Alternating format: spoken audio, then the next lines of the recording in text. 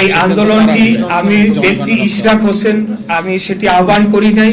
এখানে আমাদের যারা ভোটার, ঢাকা দক্ষিণ সিটি কর্পোরেশনের সর্বস্তরের জনগণ এবং আমাকে যারা ভোট দিয়েছেন তারা এই সিদ্ধান্তটি নিয়েছেন এবং আমি তাদের থেকে যতটুকু জানতে পেরেছি এই আন্দোলনটি লাগাতার চলবে যতক্ষণ না পর্যন্ত দাবি মেনে নেওয়া না হচ্ছে, ততক্ষণ পর্যন্ত সর্বস্তরের জনগণ এবং ঢাকা দক্ষিণ সিটি কর্পোরেশনের কর্মচারী কর্মকর্তা বৃন্দগণ তারাও এই আন্দোলনে যোগদান দিবেন বলে আমি জানতে পেরেছি।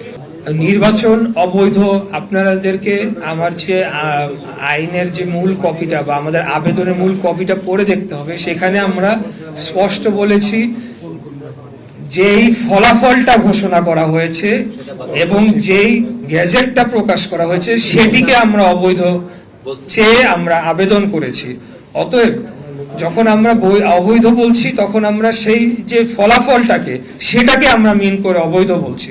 সেটাকে যখন এখন আদালত বিচার করে এখন সেটিকে পরিবর্তিত রায় দিয়েছে, সেটি অবশ্যই তখন তার বৈধতা লাভ করেছে বলে আমরা মনে করি। আমি শুরুতেই বলেছি যে এই যে আন্দোলনটি করার ঘোষণা অথবা নির্দেশনা কোনোটাই আমি দেই নাই। এখানে জনগণ স্বতঃস্ফূর্ত হয়ে তারা এই আন্দোলনটি করছে এবং ভেতরে কারা তালা দিয়েছে বা বাইরে কারা তালা দিয়েছে সেটা আমার কোনো এই বিষয়ে ধারণা নাই, আমি বলতেও পারবো না।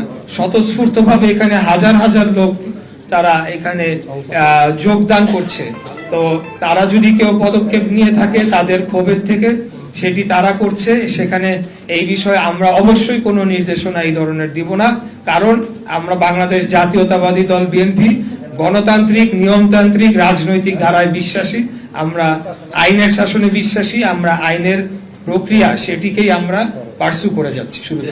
আমি আবারও বলছি এই আন্দোলন যেহেতু আমি সেই আন্দোলনের ঘোষণা দেই নাই, আদেশ নির্দেশনা কিছুই দেই নাই, তো সেই ক্ষেত্রে আমি তাদেরকে আন্দোলনের জন্য যে তারা পদক্ষেপ নিচ্ছে সেটি অবশ্যই আমি তাদেরকে বলবো যে তারা যাতে এমন কিছু না করে যেটা জনদুর্ভোগের সৃষ্টি হয়, কিন্তু পাশাপাশি তাদের আন্দোলন করার অধিকারকেও আমি না বলতে পারি না। তারা বাংলাদেশের সংবিধান অনুযায়ী এখন সবখানে যদি আন্দোলন হয়, তারা যদি আন্দোলন করে, আমি তাদেরকে কিভাবে তাদের মৌলিক অধিকার থেকে বঞ্চিত করার নির্দেশনা দিতে পারি? আমি এই জন্য কোনো রাজনৈতিক দল বা কোনো এক ব্যক্তি বা কোনো এমনকি সরকারকেও দোষারোপ করছি না। আমরা এটার সমাধান চাচ্ছি, এটাই আমরা সমাধান চাচ্ছি। এবং আমাদের কাছে মনে হচ্ছে যে ধানের শীষের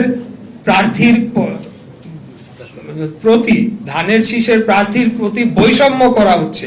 এই মামলাটি ছিল তাপস নৌকার প্রার্থী নুরুল হুদা তাদের বিরুদ্ধে।